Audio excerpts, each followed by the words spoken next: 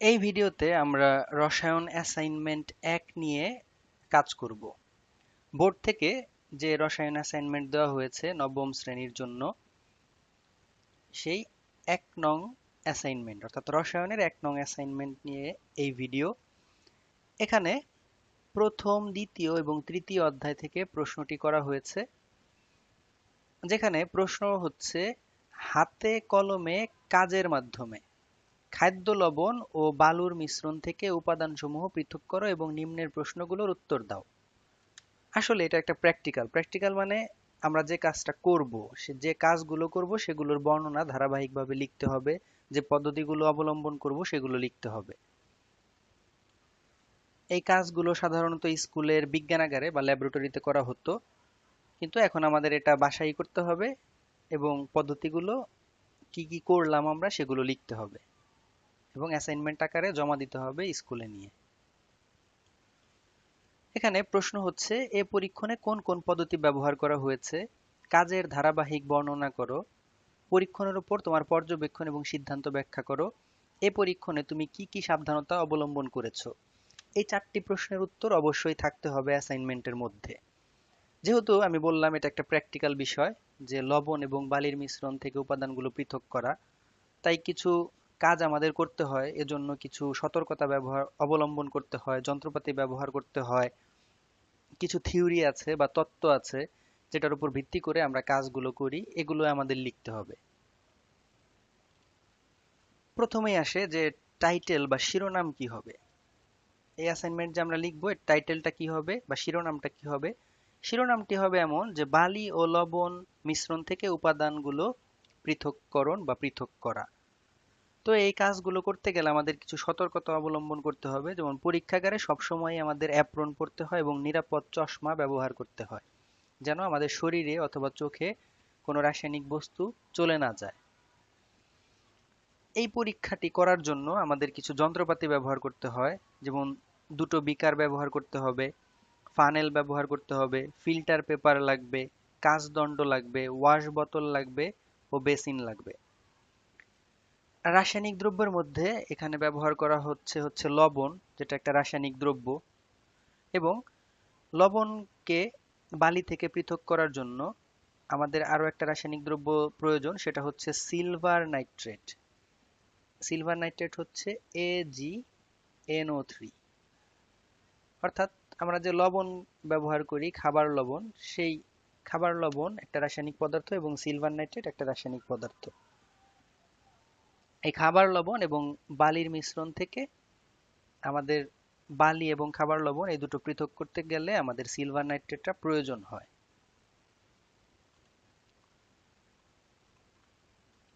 স্ক্রিনে আমরা দেখতে পাচ্ছি যে শিরোনাম কি হবে, সতর্কতা কি কি অবলম্বন করতে হবে, যন্ত্রপাতি কি কি লাগবে আমাদের, আর রাসায়নিক দ্রব্য এখানে কি কি ব্যবহার করা হয়েছে। এরপরে হচ্ছে তত্ত্ব বা থিওরি, অর্থাৎ কোন ধারণার উপর ভিত্তি করে আমাদের এই কাজটি করতে হচ্ছে। লবণ ও বালির মিশ্রণে পানি দিলে লবণ পানিতে দ্রবীভূত হয়। আমরা জানি লবণ একটা আয়নিক যৌগ, সোডিয়াম ক্লোরাইড একটা আয়নিক যৌগ এবং আয়নিক যৌগ পানিতে দ্রবীভূত হয়। কিন্তু বালি, বালি মানে হচ্ছে সিলিকা, সিলিকন ডাইঅক্সাইড এটার মেন উপাদান, আসল উপাদান। সিলিকা হচ্ছে SiO2, যেটা আয়নিক, যেটা সমযোজী যৌগ এবং পানিতে দ্রবীভূত হয় না।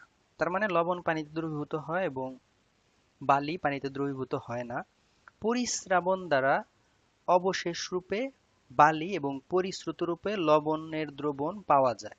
অর্থাৎ লবণ এবং বালির যে মিশ্রণটি রয়েছে সেটাকে আমরা একটা বিকারে নেব, সেই বিকারে লবণ বালির মিশ্রণ নিয়ে তার মধ্যে আমরা পানি যোগ করব। সেখানে পানি যোগ করে কাঁচ নল দ্বারা নাড়াচাড়া করলে লবণ পানিতে দ্রবীভূত হয়ে যাবে এবং বালি পানিতে দ্রবীভূত হবে না। সেখান থেকে ফিল্টার পেপার দিয়ে এই লবণ এবং বালির যে দ্রবণ সেটাকে আমরা ছেঁকে নেব এবং ছেঁকে পানিটা আলাদা করব, বালিটাকে আলাদা করব। অর্থাৎ ছেঁকে অন্য একটা বিকারে আমরা লবণ পানির মিশ্রণটা নিব। এবং বালিটা ফিল্টার পেপারে থেকে যাবে। এটাই হচ্ছে আমাদের থিওরি বা তত্ত্ব, যেটা আমরা এখন স্ক্রিনে দেখতে পাচ্ছি। এরপর আসে কার্যপদ্ধতি, অর্থাৎ আমরা কি কাজটা করব। যেটা আমি বলেইছি যে মিশ্রণ বিকারে নিয়ে তাতে অল্প পরিমাণ পানি দিয়ে কাচদণ্ড দ্বারা নেড়ে লবণকে দ্রবীভূত করতে হবে। এরপর মিশ্রণটিকে ফিল্টার করতে হবে। অবশেষ রূপে বালি ফিল্টারের উপর জমা হবে এবং পরিশ্রুত রূপে লবণ পানির দ্রবণ সেটা বিকারে জমা হবে। পরিশ্রুতকে বাষ্পীকরণ করে কঠিন লবণ অবশেষ রূপে পাওয়া যায়। অর্থাৎ যে আমরা লবণ এবং পানির দ্রবণটা পেলাম ছাকার পরে, সেই দ্রবণকে আমরা তাপ দিব, তাপ দিলে পানি বাষ্প হয়ে চলে যাবে এবং কঠিন লবণটা থেকে যাবে।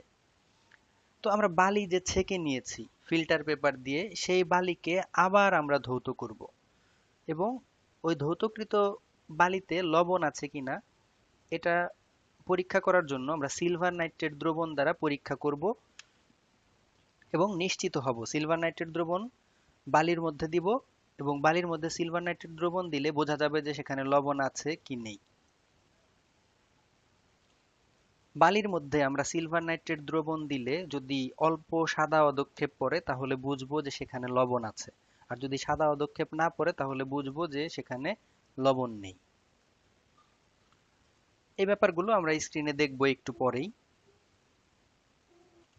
তো এই বালি এবং লবণ পৃথক করার জন্য আমরা এখানে পরিস্রাবণ এবং বাষ্পীভবন এই দুটো পদ্ধতি ব্যবহার করেছি।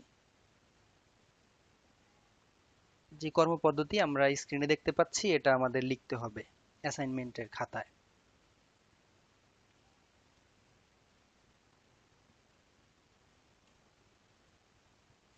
এরপর আসে আমাদের কাজের ধাপ বা পরীক্ষার ধাপগুলো কি হবে। পরীক্ষার ধাপ এখানে 3টি স্টেপ রয়েছে। প্রথমেই 1 নম্বর স্টেপে আমরা পরিস্রাবণের পর যে লবণ পানির দ্রবণ আমরা পেলাম সেটা তো আমাদের কাছে আলাদা হয়েই গেল, এবং বালি যে থেকে গেল ওই বালিকে আমাদের আবার ধুতে হবে। ধুয়ে আবার পানি বিকারে রাখতে হবে, অর্থাৎ বালি ধুয়ে পানি আমরা বিকারে রাখবো এবং ওই পানির মধ্যে অর্থাৎ বালি ধোয়া পানির মধ্যে আমরা কয়েক ফোঁটা সিলভার নাইট্রেট দ্রবণ যোগ করব। ফিল্টার পেপারে যে বালি জমা হয়েছিল সেই বালিকে আমরা আবার ধোবো। বালি ধোয়া পানির মধ্যে আমরা সিলভার নাইট্রেট দ্রবণ যোগ করব। যদি সাদা অধক্ষেপ পড়ে তাহলে ওই অধক্ষেপটি হচ্ছে সিলভার ক্লোরাইডের, তাহলে বোঝা যাবে যে সেখানে বালিতে লবণ বিদ্যমান। তো বালিতে লবণ থাকলে কি করতে হবে, আমাদের আবার বালি ধুতে হবে। ওই বালিকে আবার ধুয়ে আমরা আবার পানি নিব, সেই পানিতে আবার সিলভার নাইট্রেট দ্রবণ যোগ করব। যদি অল্প পরিমাণও সাদা অধক্ষেপ পড়ে তার মানে অল্প পরিমাণে লবণ রয়েছে এখনো বালিতে, ওই বালিকে আবার ধুতে হবে। বালিকে আবার ধোয়ার পর আমরা বালি ধোয়া পানি নেব এবং আবার সিলভার নাইট্রেট দ্রবণ যোগ করব। তো যখন আমরা দেখব যে কোনো অধক্ষেপ পড়েনি, অর্থাৎ কোনো সিলভার ক্লোরাইডের অধক্ষেপ পড়েনি, তখন আমরা বুঝবো যে বালিতে আর লবণ নেই। তখন বালিকে আমরা ফিল্টার কাগজে রেখে শুকিয়ে ফেলবো। এটাই হচ্ছে আমাদের পরীক্ষা, পর্যবেক্ষণ এবং সিদ্ধান্ত এবং করণীয়, এই ব্যাপারগুলো যেটা আমরা এখন স্ক্রিনে দেখব। এই স্ক্রিনে যে লেখাগুলো রয়েছে এগুলো অ্যাসাইনমেন্টের জন্য লিখতে হবে। এখানে একই কাজ 3বার করে করতে হয়। আসলে 3বার করে করা না, যতবার দরকার হয় ততবার করতে হবে, 3-এর বেশি বার লাগলেও করতে হবে। 4বার 5বার যে কয়বার লাগে সেটা আমাদের প্র্যাকটিক্যালি করতে হবে।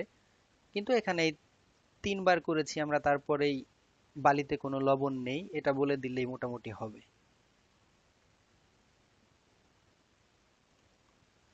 এরপরে যেটা রয়েছে সেটা হচ্ছে সাবধানতা, অর্থাৎ কি কি সাবধানতা আমাদের অবলম্বন করতে হবে এই পরীক্ষাটা করতে গেলে। সেগুলো হচ্ছে পরিস্রাবণ করার সময় মিশ্রণকে ভালোভাবে থিতিয়ে উপরে পরিষ্কার দ্রবণ রাখতে হবে। ভালোভাবে থিতিয়ে অর্থাৎ যে বালি এবং লবণের যে মিশ্রণ এর মধ্যে যে পানি যোগ করলে আমরা যখন নাড়বো তখন বালি তো পাত্রের সব দিকে ছড়িয়ে পড়বে। তো আমরা একটু অপেক্ষা করব যেন বালিগুলো নিচে গিয়ে জমা হয় এবং উপর থেকে আমরা পরিষ্কার পানিকে ফিল্টার কাগজে ফেলবো। তাহলে পরিষ্কার পানি ফিল্টার হবে, বালি কম ফিল্টার কাগজের উপর পড়বে। অর্থাৎ নাড়াচাড়া বন্ধ করে কিছুক্ষণ রাখবো, তারপরে আমরা ফিল্টার করব, যাতে ফিল্টার কাগজের উপর বেশি বালি না জমে। এতে পরিস্রাবন দ্রুত এবং সহজতর হবে। অর্থাৎ ফিল্টার পেপারের উপর যদি বালি কম পড়ে তাহলে আমাদের ছাঁকাটা সহজ হবে। অতঃপর মিশ্রণকে নেড়ে সকল বালু ও দ্রবণ ফিল্টার পেপারের উপর ঢালতে হবে। অর্থাৎ শেষের দিকের যে বালু এবং লবণের মিশ্রণটা বিকারে থেকে যাবে সেটুকুকে একটু নেড়ে একদম ঢেলে দিতে হবে। এরপর কিছু পাতিত পানি দিয়ে অবশিষ্ট বালুকে বিকার থেকে ফিল্টার পেপারে স্থানান্তর করতে হবে। অর্থাৎ আমরা বালি এবং পানি লবণের মিশ্রণকে ফিল্টারের উপর ঢেলে দেওয়ার পরেও দেখা যাবে যে বিকারের গায়ে কিছু কিছু বালি লেগে আছে। ওই লেগে থাকা বালিকে আবার পানি দিয়ে ধুয়ে ফিল্টার পেপারের উপর দিতে হবে। পরিস্রুতকে বাষ্পীকরণ শেষ পর্যায়ে কিছু পানি থাকতে তাপ প্রয়োগ বন্ধ করতে হবে। অর্থাৎ আমাদের কাছে যে লবণ এবং পানির মিশ্রণটা থাকবে, বালি ছেঁকে ফেলার পর লবণ এবং পানির যে মিশ্রণটা থাকবে সেটাকে তো আমরা তাপ দেব, তাপ দিলে পানি বাষ্প হতে থাকবে।